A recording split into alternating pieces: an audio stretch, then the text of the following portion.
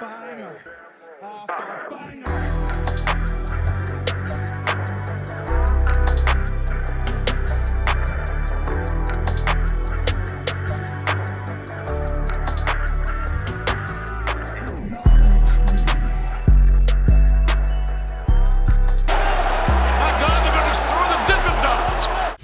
What's going on, guys? It's your boy Big Hero Chris back at you with another one.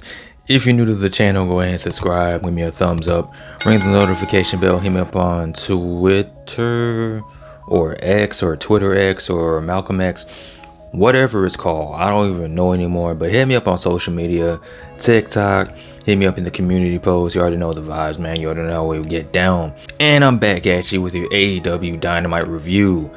This is Dynamite episode number 199. Next week's episode will be episode 200. Congratulations, AEW. Congratulations, Dynamite. Getting ready for 200 episodes. It's pretty cool. Pretty cool accomplishment.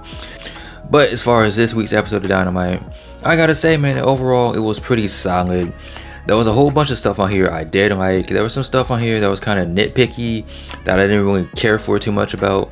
But we'll just go ahead and get into it. And we're going to kick this episode off with the Orange Cassidy match. Defending his All-Atlantic Championship against AR Fox. I think they said on commentary this is like Orange Cassidy's 27th title defense.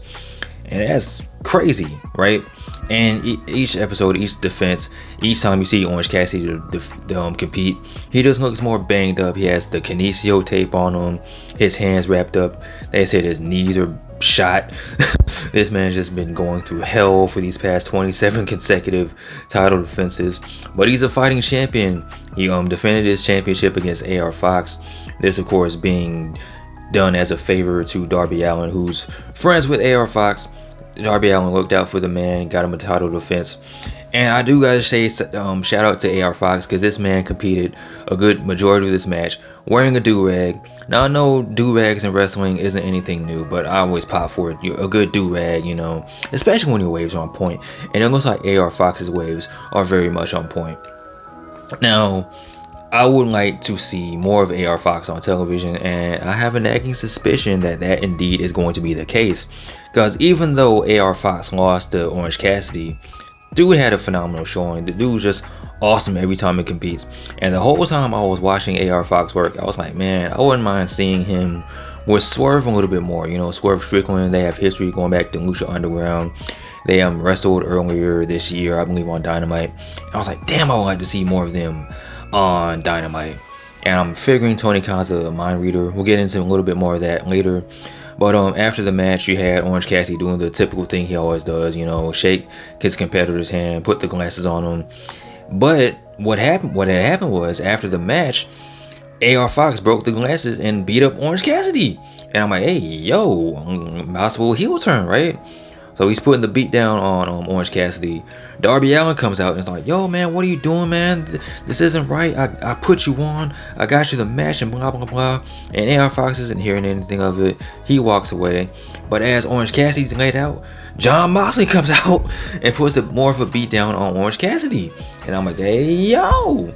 So we have that. And I'm thinking, damn, could we possibly be seeing Jon Moxley fight Orange Cassidy for the international, the All-Atlantic, whatever freaking title is called, the International Intergalactic All-Atlantic Dimensional Championship. After this, you had a backstage segment with the Blackpool Combat Club, you know, airing the grievances out, letting it be known that, listen, man, you've interfered with Blackpool Combat Club business. This is what happens. Orange Cassidy got involved. Best Friends got involved. They're going to handle them in the main event tonight. Pac, Claudio's got his eye on you, man. Even though he beat you at Death Before Dishonor, it's looking like they're not finishing anytime soon. So yeah, man, the Blackpool Combat Club, they got a list. They're checking it twice, finding out who's ass to kick. You know what I'm saying? So we're getting some more with the Blackpool Combat Club as far as the main event goes. But one of the things I didn't really necessarily care about, something that I'm just not really caring about throughout this whole Dynamite episode, throughout the whole story. I kind of liked it at first, but I kind of don't care for it as much anymore. That's what's going on between Don Callis, Chris Jericho, and the Jericho Appreciation Society. So it started off with a backstage segment with Don Callis and Chris Jericho. Don Callis got another one of those weird portraits for Chris Jericho commemorating their tag team from 1995. Speaking of tag teams, Don Callis said he got Chris Jericho a tag team match with Takeshita, and on next week's episode of Dynamite, him and Takeshita are going to take on the team of Sammy Guevara and Daniel Garcia. And Chris Jericho was kind of like, well, why would you do that? And Don Callis was like, well, because you want to see these two guys grow and, you know, mature. But it's Don Callis, and you know you can't trust this man at all. He's a bald idiot, and you can't trust him. So I believe that there are some shenanigans that are going to take place, some underhanded tactics on Don Callis' part. You cannot trust this man. But it's kind of fuzzy as to where Chris Jericho's allegiance lays. Is it with Don Callis or is it with the Jericho Appreciation Society? Because even later in the night, you had a Jericho Appreciation Society powwow, I guess, intervention or whatever. You saw 2.0, you saw Tate Mello, and you saw Anna Jay. And they're like, listen, man, until you figure this out, man, we're not rocking with you anymore. We're not going to give you 100% of our time if you're going to be selfish. And it looked like they're kind of walking out on Chris Jericho. You already had Jay Carey give up the hat. Sammy Guevara and Daniel Garcia walked out on Chris Jericho last week. So it was looking like you're seeing a possible end of the Jericho Appreciation Society. And as much effort and as much time as they're putting into this, they're trying to make it cinema-esque, like the Bloodline kind of sort of. I don't care. Maybe next week when we have the tag team match with Jericho and Takeshita taking on Daniel Garcia and Sammy Guevara, I might change my mind. But as far as what they got going on right now, I don't care. One thing I did care about was Jack Perry. Hollywood Jack Perry. Beethoven created this theme just for this man. This is how important this thing is, man. And last week, I wasn't really too high on Jack Perry using Beethoven's Fifth as his theme. I kind of like it now. It's grown on me. I went back and I watched last week's episode of Dynamite again, and I watched this Jack Perry segment. And I was like, okay, I like it a little bit more, and I like it even more this week. This man even came out dressed up with the orange and black, the colors of Taz, the colors of FTW. He came out with a shirt that said "I beat Hook," and then Jack Perry went on to cut a promo, and he's starting to get a little bit better as far as his promos go. He's not The Rock or MJF or John Cena, but he's improving a little bit. The crowd was hating him a little bit more. He's starting to get some heat behind him. So these are all good things. And then as he's talking, of all people to come out, Jerry Lynn comes out, and he's starting to like feel disrespected by the fact that Jack Perry is disrespecting the FTW championship and what it meant to ECW and the Taz and all that. And Jack Perry doesn't care. He calls him old. Jerry Lynn kind of bowls up to him and says, listen, we can fight. And Jack Perry's like, nah, I'm not just compete. So we can do this next week. And so I guess they're going to either have a match or a fight. I don't know what's going to happen. I think they're just going to have a face-to-face. I don't know if Jerry Lynn's able to wrestle anymore. I don't think he is. But maybe Hook will come out and put hands and feet on Jack Perry. So we got to wait and see. But I am digging where Jack Perry is going with his, as far as his heel work, as far as his heel character. And you can just tell that Taz is disgusted by all this. So everything about this segment worked. I really enjoyed it. Something else I ironically enjoyed was the fact that we got a match that was years in the making. We never thought that this would happen. We never thought this day would come, but it's finally here. Gravity forgot, but Pac never did. We got Pac, we got Gravity. And if you're not really familiar with the joke and as to why this match is happening, Pac, before he came into AEW, was wrestling in WWE as Neville or Adrian Neville, and his gimmick was the man Gravity forgot. So you fast forward all these years later, he's wrestling Gravity. He beats Gravity, and I was kind of concerned because I was like, if Pac wins, does that mean we all are gonna float away? Is Gravity gonna cease to be? That wasn't the case, but Pac did indeed beat Gravity, locked him in the Brutalizer, made him remember who he was. Entertaining match, because even the way the match started, Pac was like, hey, it's me, it's Pac. You remember? And Gravity's like, I don't know who the fuck you are. So, so Pac ended up beating him. Like I said, man, we're still on the ground. Gravity still exists, but he will never forget the name Pac ever again. Another thing we're never gonna forget is the team of Adam Cole and MJF. They had a backstage segment talking about their match this Saturday on Collision, taking on FTR. And the thing about this match was MJF did a majority of the talking. He addressed FTR because they do indeed have history going back to the Pinnacle. MJF made fun of Cash's mullet. He then cooked this man cooked Dax, made fun of him being bald. He called him Yosemite Sam. He made fun of the fact that he says the same, that Dax says the same thing in every promo, talking about how much he loves wrestling and tag team wrestling and serious stuff and his mustache and his family. And it was even funnier because after this, FTR came out and cut a promo. They had their own backstage segment as a response to MJF. And Dax did exactly what MJF said. He talked about tag team wrestling and his family, so that part was hilarious. And even the fact that after Adam Cole and MJF cut their little promo, you had Roger Shaw come out with his neck brace looking like a big giant goof. Looking like a jealous boyfriend, saying, listen, Adam Cole is my friend, MJF, I don't trust you. And Adam Cole's like, yo, chill out, man. Me and MJF are cool.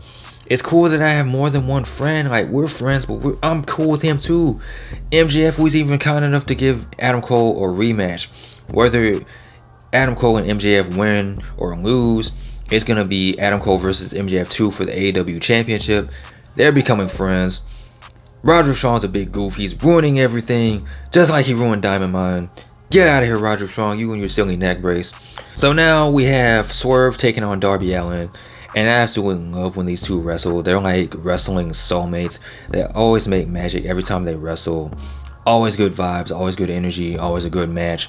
Swerve actually won. I was kind of concerned. I was like, listen, Darby Allin's been taking a lot of losses, but so has Swerve. I was like, I don't know. Hopefully Swerve pulls it off. And he did.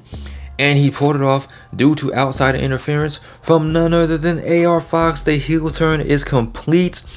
AR Fox is officially a part of the Mogul Embassy. This is awesome. Him and Swerve have great chemistry. It's going to be great to see them together as a unit. As a tag team, pretty sure it's going to be AR Fox and Swerve taking on Darby Allin and Nick Wayne sometime in the future. I'm here for it. Now, it's that time of the show, that time of the evening, that time of Dynamite, where we get the one women's match. But this wasn't the only women's segment.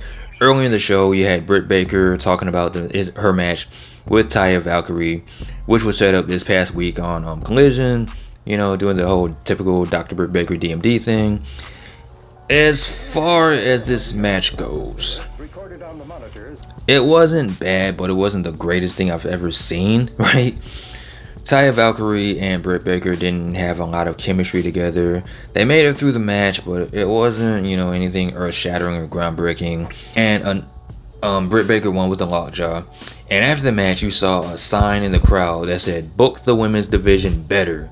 And they actually zoomed in on this sign too.